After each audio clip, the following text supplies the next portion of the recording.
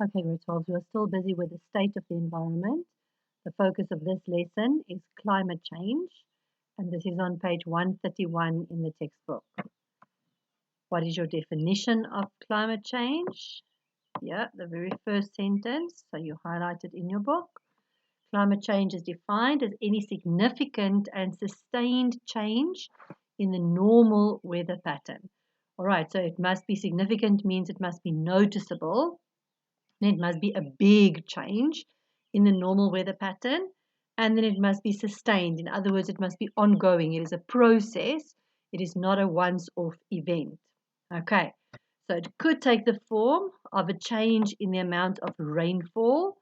Okay, so if suddenly it's raining a lot more or a lot less than normal, or it can also be a change in the average temperature. It's suddenly very much hotter or colder than normal. Whether the average temperature is increasing over time or decreasing over time.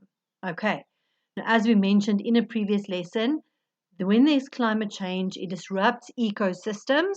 Okay, so natural processes will be disrupted. It is a disruption to agriculture. Okay, because I mentioned before that farmers all of a sudden don't know exactly when the planting season is. If rain patterns are changing, obviously farmers need to plant when they think the rain is going to come in X amount of months' time. So when the rain patterns are changing, the rain is coming sooner or the rain is coming later. Obviously, it confuses the farmers. They don't know exactly when they are supposed to plant.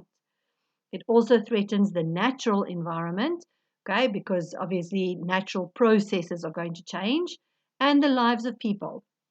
Okay, if obviously agriculture is where our food is going to come from, so the food security of people will be threatened by climate change. Now, we might not be able to produce the same amount of food as before because we are uncertain. It's going to rain, if it's not going to rain. Remember, climate change also brings more natural disasters, things like droughts. It might not rain. We think the rain's going to come and then it doesn't rain. There's an extended severe drought. Then food security will be severely compromised, and that is going to affect the lives of people.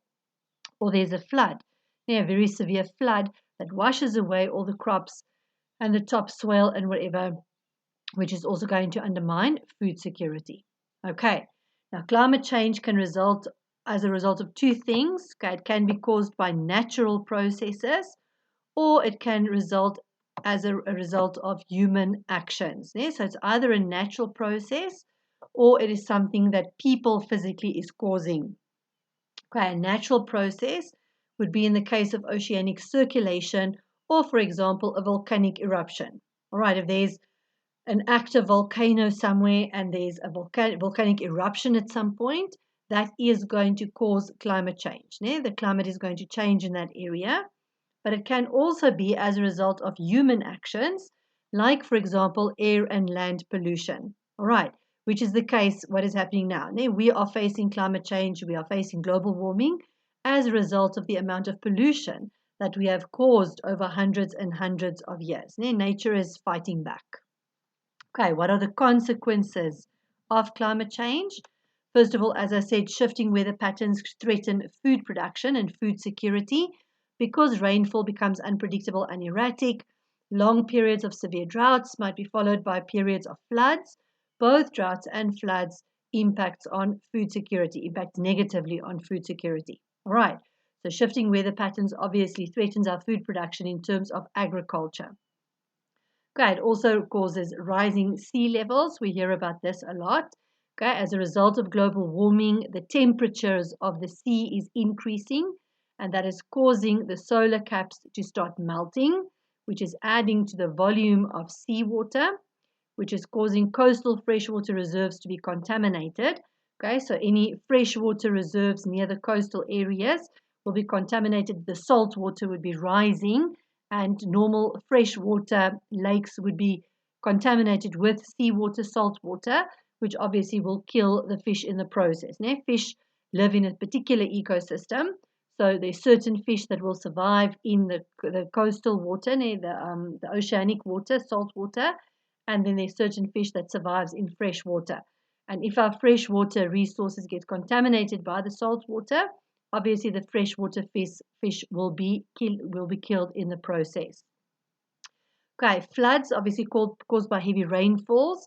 This threaten human lives. Okay, we've seen this, not in South Africa necessarily, but there's been 2 major floods in the recent history in Mozambique, for example, which threatens human lives. People lose all of their earthly possessions, people drown, and agricultural land gets swept away.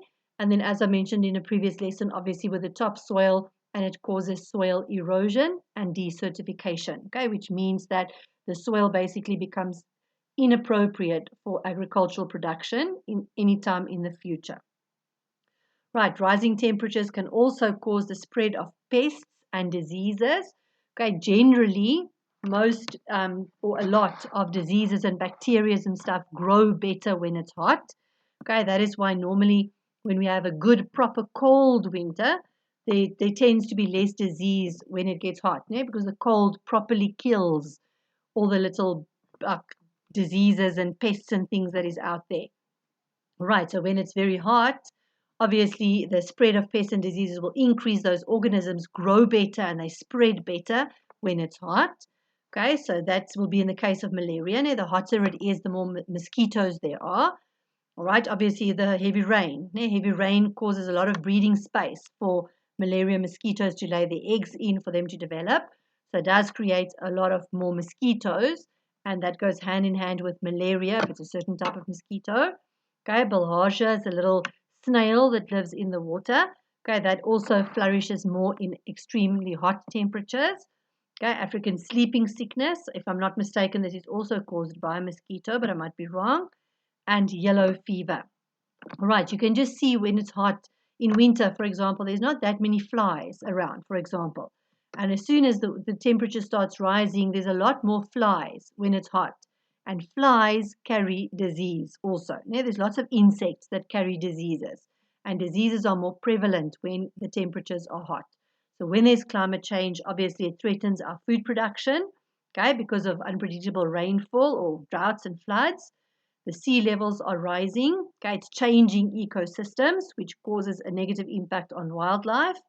Okay, heavy rainfalls can cause erosion and desertification, which also impacts negatively on food production. And then also it causes the spread of pests and disease in hotter temperatures.